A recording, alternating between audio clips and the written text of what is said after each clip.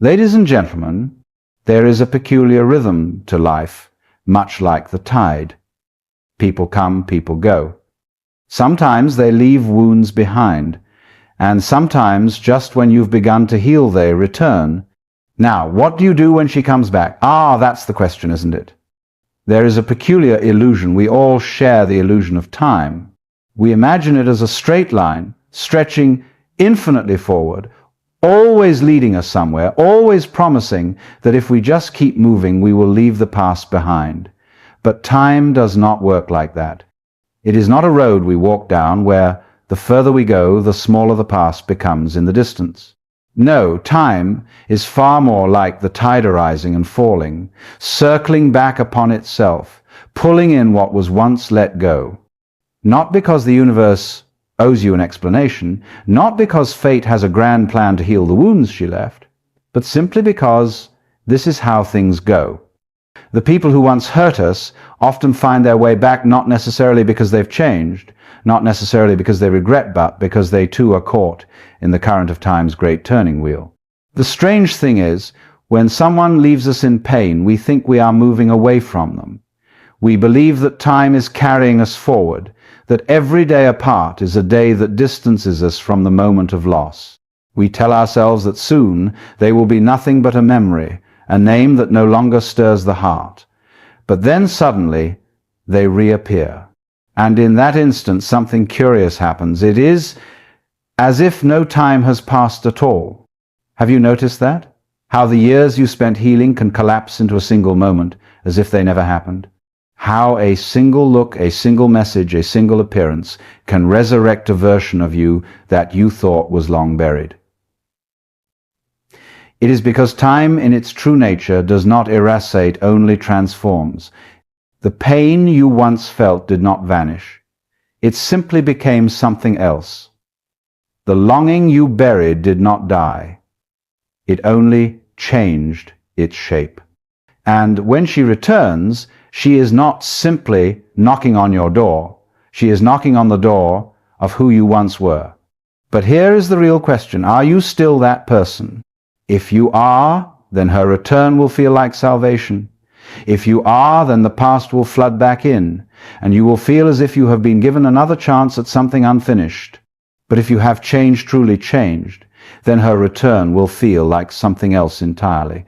Not a gift, not a victory, not a tragedy, just a moment, a passing wave on the shore of your life. You see, she is not really coming back. Not in the way you think. She is simply arriving in the present, as all things do. And the only thing that matters is whether you will meet her as the man she once left her, as the man you have since become. Attachment is a strange thing. We like to believe that when we love someone, it is because of who they are, because of something deep and essential within them. But is that really true? Or is it that we love not just the person, but the story we have woven around them? The comfort of their presence, the shape they once took in our lives, the way they made us feel.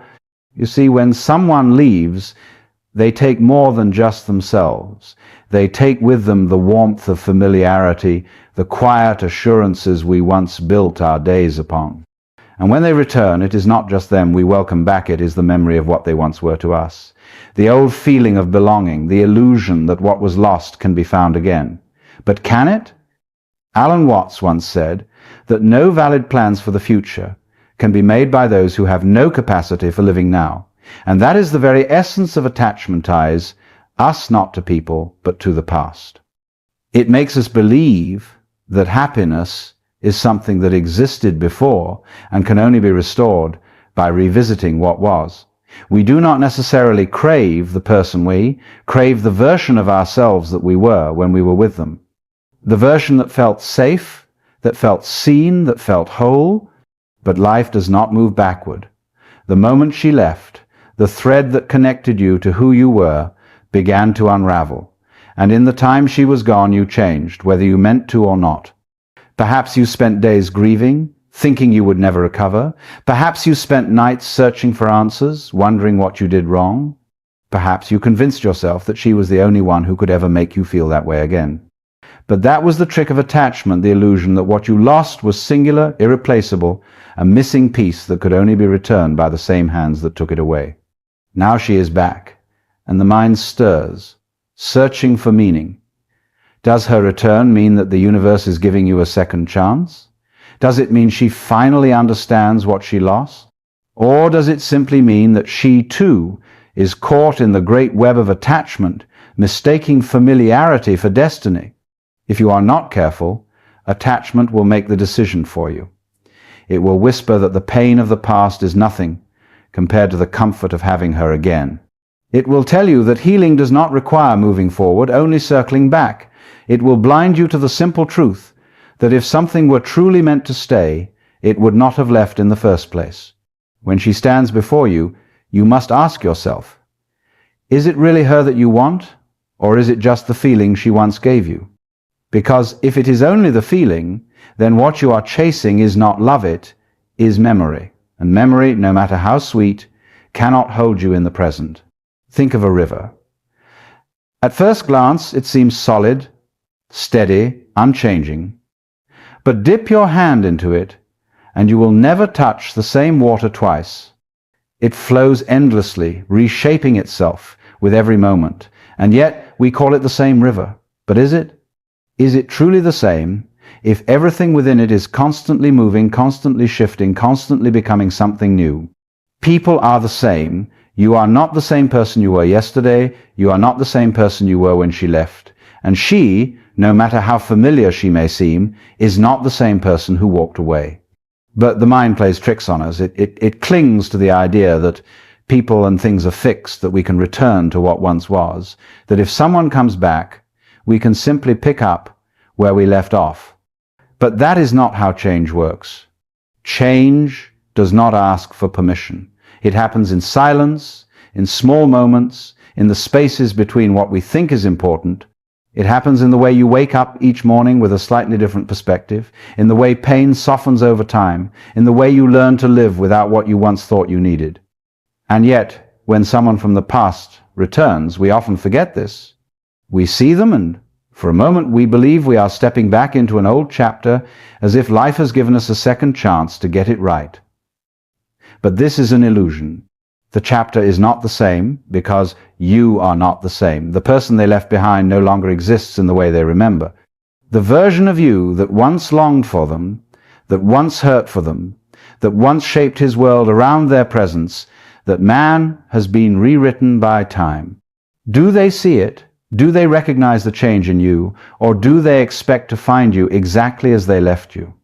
Do they assume they can slip back into your life as if nothing has happened, as if time has not carved its lessons into your soul?